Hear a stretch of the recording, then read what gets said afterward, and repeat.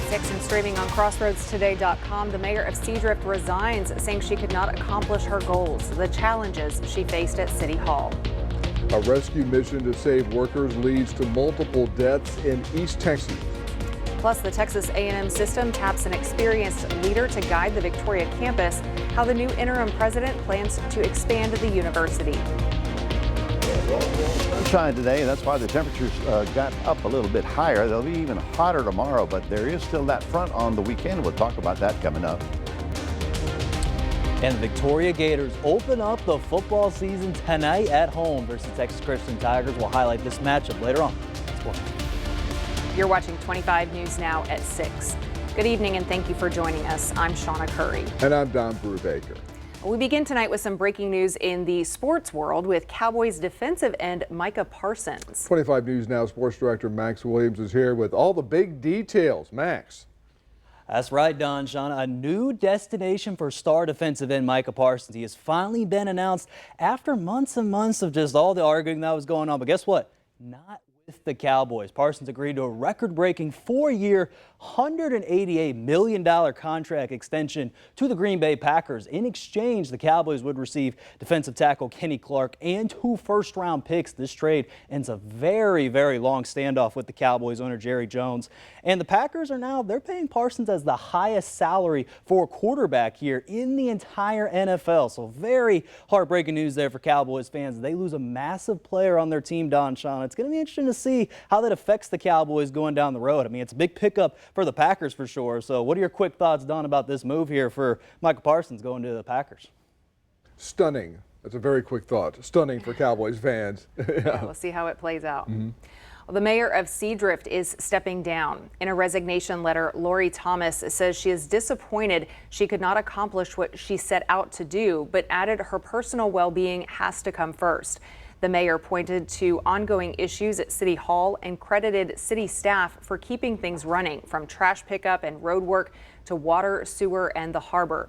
She also praised the police department, calling it self-sufficient under the leadership of their new chief. Thomas's message to residents: thank the city's employees because they are the backbone of Seadrift. A special council meeting will be held on Tuesday to discuss next steps. The case against the man accused of murdering an Edna cheerleader is moving forward with a hearing today. 25 News Now reporter Ray Mosley has the latest from the Jackson County Courthouse. Rafael Romero was in court today, but his case may be delayed once again.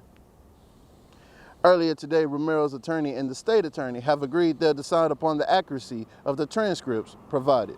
Romero's attorneys have also made a motion to suppress certain evidence. Romero is being charged with the murder of late Edna High School cheerleader Lisbeth Medina. Lisbeth was found stabbed to death in her family's apartment on December 5th, 2023. The next hearing day will be Thursday, September 25th at 9 a.m. to finish up independent motions. The trial date is set for October 27th at 9 a.m.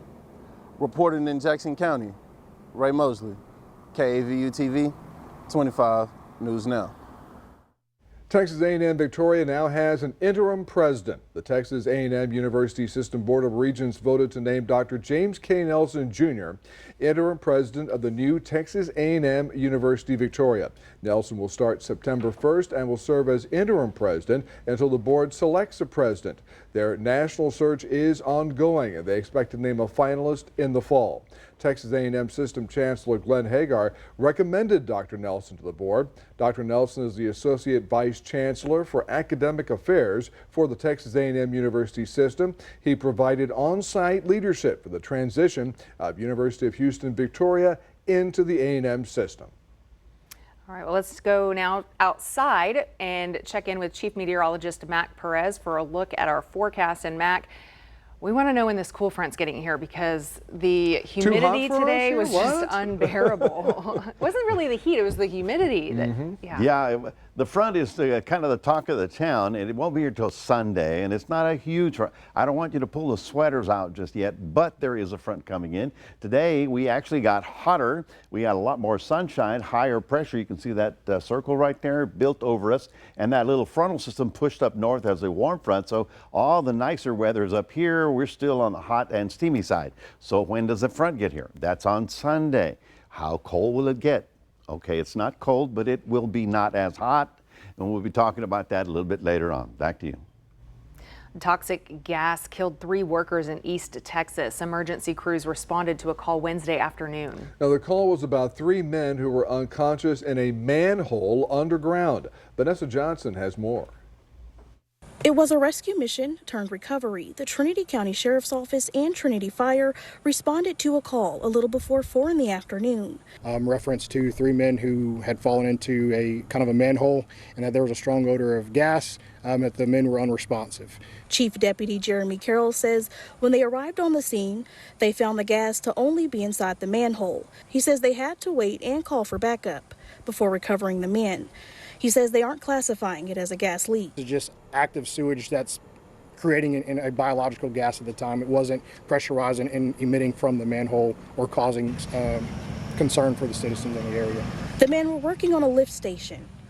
So the crews, from what we're gathering, were not sent to work on any issues or any underground issues. They were simply working above ground on the motor for the actual lift station itself. But in order to effectively do their job, Carroll says one man went into the manhole to stop sewage from backing into their work area. He said the man fell unconscious and another went in to render aid, then another went in to save the other 2. At that point, the gas overcame him as well, with his alarm going off on his gas reader for H2S, which is hydrogen sulfide gas. Carroll says they did not recover all 3 bodies until after 6:30 p.m. So we will be praying for them, and our community is going to back them. And if there's anything that they need, reach out to us, and we'll be glad to help.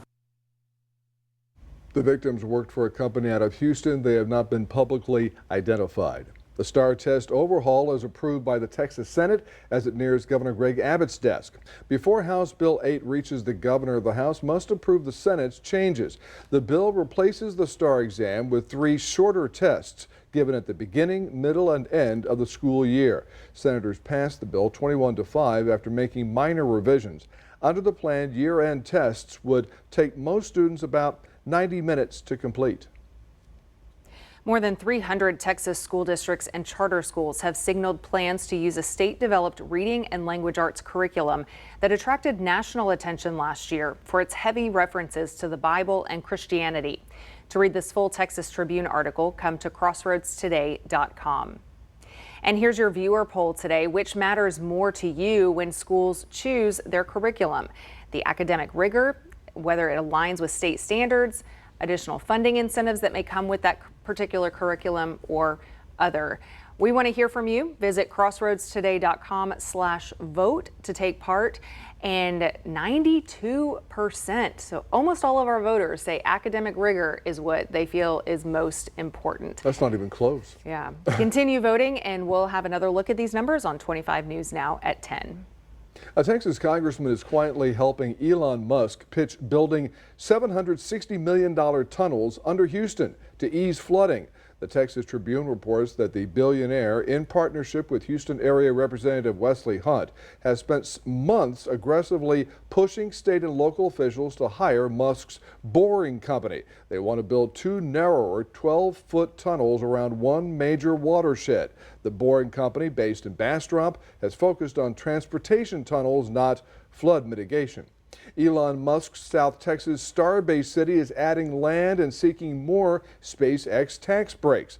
Starbase, the company town near Boca Chica Beach, has taken over 1,400 acres of wetlands it will manage. City leaders voted to help SpaceX get more state tax breaks for a $506 million construction project under the Texas Enterprise Zone program. This comes as SpaceX successfully launched its 10th test flight Tuesday of its Starship mega rocket from Starbase. SpaceX is hustling to step up its launch pace.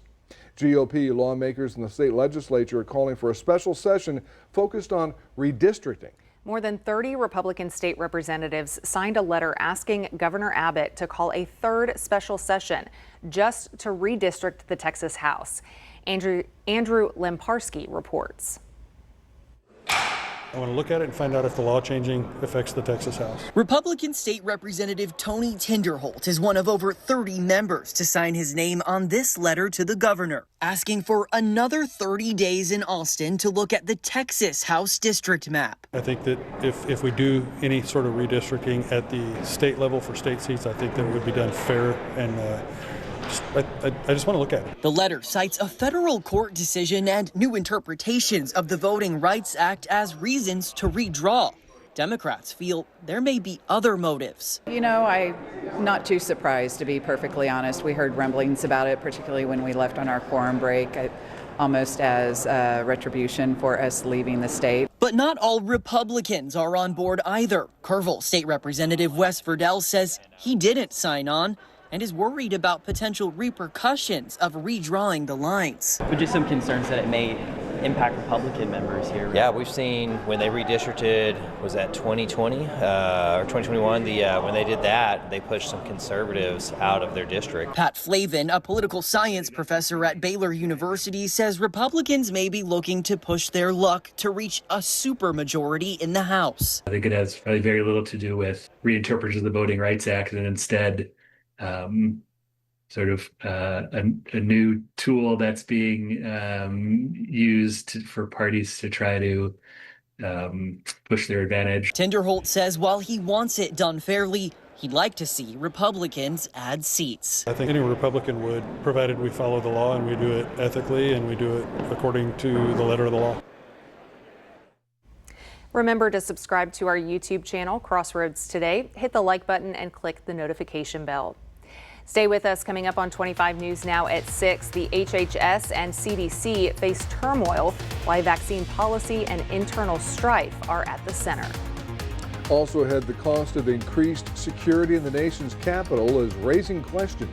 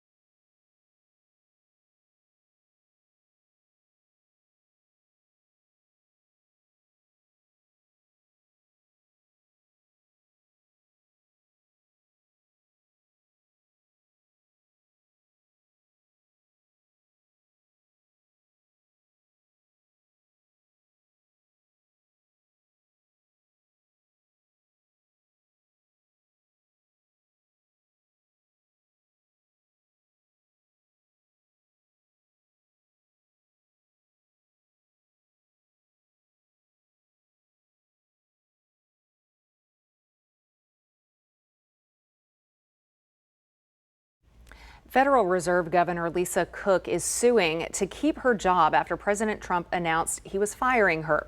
Trump claims she committed mortgage fraud, calling it grounds for removal. Cook has not been charged, and the Justice Department plans to investigate. Her lawsuit accuses Trump of using fraud allegations to get around federal law that protects Fed Reserve members from presidential interference. She wants a judge to rule the firing unlawful and let her stay on the board. The case has not been assigned yet, and the White House says it will keep fighting to remove her. The CDC is leaderless for now, following Director Dr. Susan Menarez's Wednesday ouster by the White House after less than a month on the job, the shortest tenure of any director in the agency's history. A White House spokesperson said in a statement she is, quote, not aligned with the president's agenda of making America healthy again. Her departure comes at a moment of low morale of the agency following a recent shooting at CDC headquarters in Atlanta. Also, cuts to staffing and funding by the Trump administration and skepticism over vaccines and other public health policies pushed by HHS Secretary Robert F. Kennedy Jr. Washington correspondent Julia Benbrook reports. As the director of the CDC for less than a month, the White House announced that Dr. Susan Menarez has been removed from her position. In a social media post, the Department of Health and Human Services said this: HHS Secretary Robert F. Kennedy Jr. has full confidence in his team at the CDC, who will continue to be vigilant in protecting Americans against infectious diseases at home and abroad. According to sources familiar with the situation, Menarez and Kennedy clashed over vaccine policy and her refusal to fire a number of veteran leaders at the agency. During a Fox News interview on Thursday, Kennedy declined to comment directly on the ouster. We need to look at the priorities of the agency. If there's really a deeply, deeply embedded, I would say, malaise at the agency. And we need strong leadership that will go in there and that will be able to execute on President Trump's broad ambitions. After the news of her departure broke, several high-level veteran agency officials resigned, describing censorship, communication failure, and the weaponization of public health and human services. With one writing in a resignation letter to staff, "For the good of the nation and the world, the science at CDC should never be censored or subject to political pauses and interpretations." Now, a White House spokesperson claims that Menarez informed HHS leadership of her intent to step down, but then refused to resign. In a statement, though, her attorneys disputed the government's version of events, saying, as a person of integrity and devoted to science, she will not resign. At the White House, I'm Julia Benbrook. Her attorneys also rejected the notification their client received, writing, quote, "As a presidential appointee, Senate-confirmed officer, only the president himself can fire her. For this reason, we reject notification Dr. Menarez has received as legally deficient, and she remains as CDC director. We have notified the White House counsel of our position," unquote. House Republicans are investigating Wikipedia to look into reported organized efforts of bias in its entries. The House Oversight Committee sent a letter to the Wikimedia Foundation, which runs the online encyclopedia. The letter says there are several studies and reports that highlight reported efforts, quote, to manipulate information on Wikipedia's platform, unquote. In particular, reported bias against Israel and Ukraine, and information that was pro-Russia. President Trump's crime crackdown in Washington could be costing at least $1 million a day. Analysts say that estimate covers pay for more than 2,200 National Guard troops, plus hotel, food, travel, and fuel. The figure is based on costs from 2020, when a larger mobilization ran over $2 million daily. The estimate only includes the National Guard, not other federal agencies. So far, the Pentagon has not released official numbers. Well, good afternoon, everybody. We're at 93 degrees today. You might have noticed that it was much hotter today. Well, that's what we had, wall-to-wall sunshine. Yesterday we had clouds and possible rain. Not today. We managed to get up to 96, a little bit above our average, and you know that 96 will go to about 98, 99 tomorrow. We'll talk about the heat, and then we'll talk about that cool front that we are expecting on Sunday. All that coming up in a moment.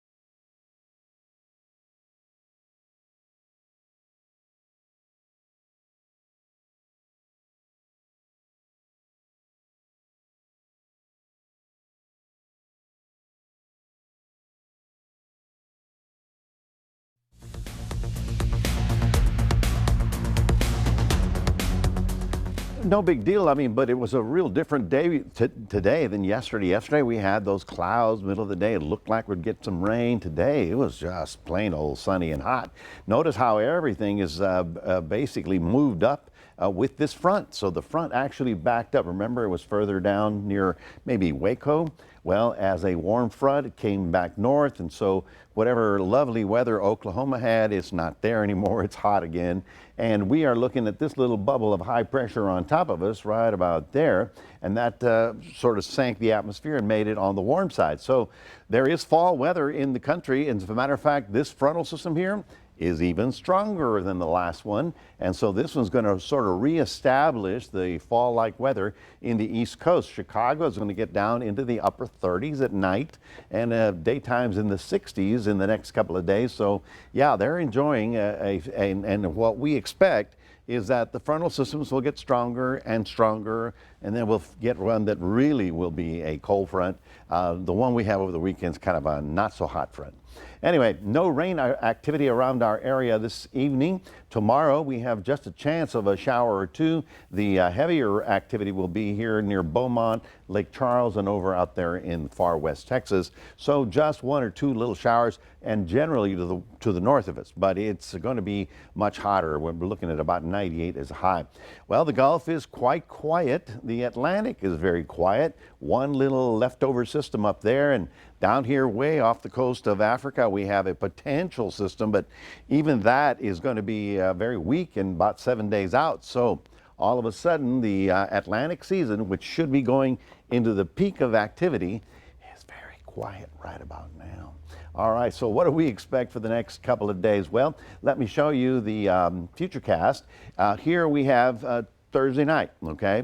We go into Friday morning, hardly a cloud in the sky. It'll be a pretty sunny day if you're going to be working outdoors. No rain expected on Friday afternoon around our area. Then on Saturday, things get interesting. We have one or two little showers up to the north.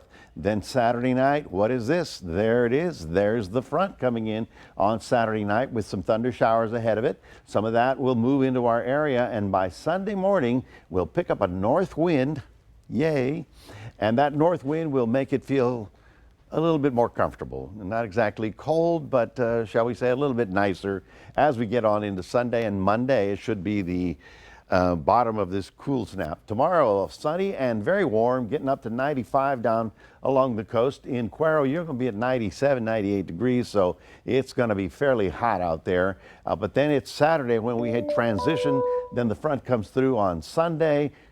About a 40% chance of rain with that system passing through. We get a northerly wind for Monday, and the high temperature only 88 degrees. Okay, so it's something, not everything, but something. And it's a start. It's a start. That means frontal systems are going to be getting stronger and stronger. That is your weekend forecast. We'll remind everybody we do have a QR code. We'd love for you to scan that, put Crossroads Today on your phone. Shauna, back to you. All right, we're looking forward to that cool front, even though it's not going to be cold just yet. Let's go over to Max Williams now for our sports. Max. Yeah, Sean, tonight is Thursday, and that means we're going to reveal our athlete of the week. Find out who that is coming up in sports.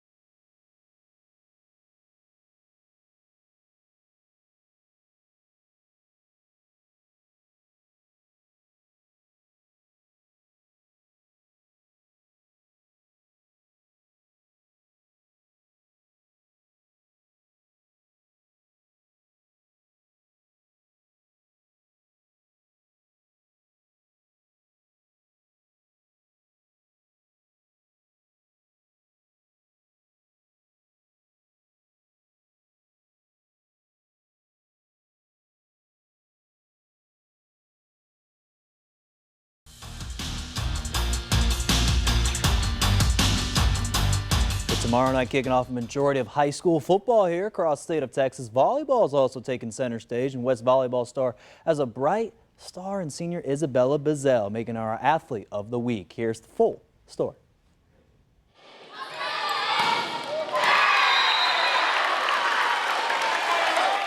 Keeping in the volleyball ranks, this week's Athlete of the Week goes to Victoria West, Isabella Bazell. Bazell Tuesday night versus St. Joseph Lady Flyers had 8 kills and 18 digs to help West win in a hard 3-set victory. West also just last week won the Bastrop tournament, making the first time in school history winning this tournament. Bazell highlights what was the key winning this tournament was. We do have a lot of team bonding. We did win the Bastrop tournament, like you said. We beat Davenport, Belleville, all these teams that we didn't think we would beat. We are actually #1 in the state right now, but we connected. This past summer, Bazell competed for Next Star Beach Volleyball with teammate Avery Griffin, and she credits some key aspects she learned this summer for this season. Me, like in the long run, again with my communication skills, my ball control, and I think it helped me bring it to the team. Bazell also shouted out her head coach, Ingera Gomez, who's coached her since the 6th grade and has helped her journey along the way. She highlights how his constant energy is brought on the court. That being our biggest cheerleader, jumping up and down, but we love when he's like going crazy after we just slammed a ball or got an ace. Gomez also had some high praise for Bazell and appreciates her leadership on the court. She has been such an incredible leader. She has been such an amazing light for the team.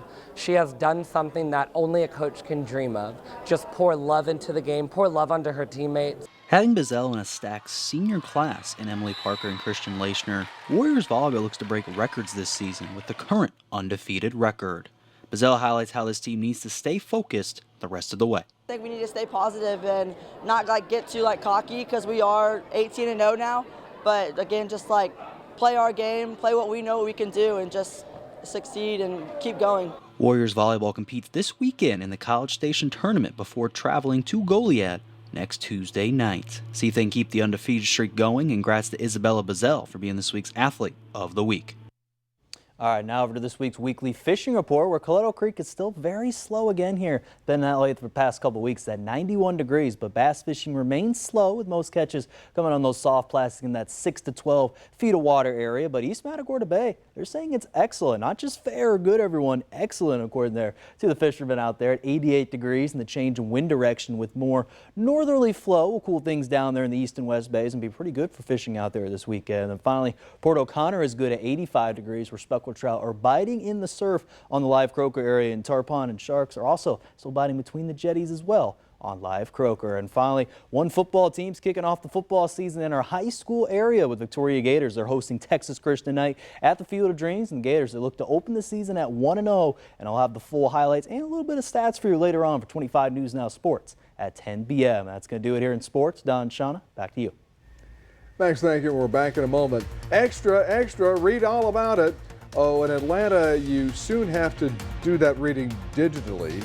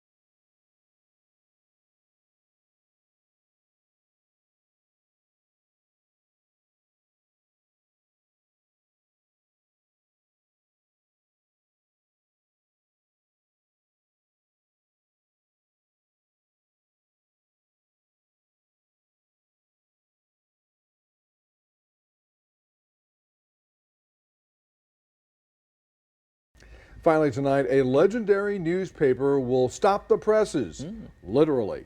The Atlanta Journal-Constitution announced it, yes, it will go digital only starting January 1st, 2026.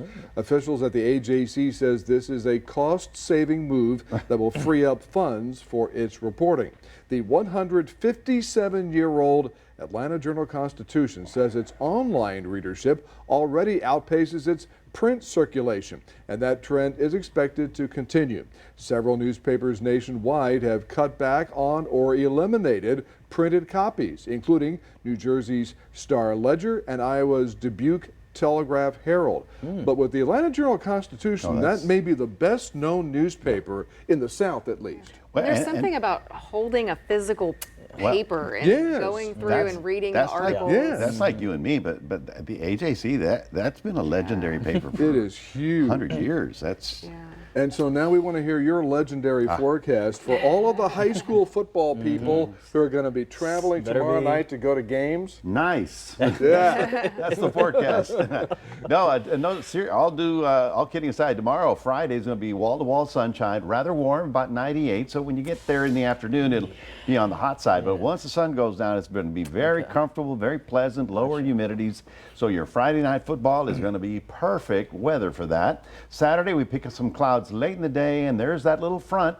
It comes in on Sunday, causes some showers, and will make Labor Day the high temperature 88 degrees, and that's what I call a cooling trend. Yes.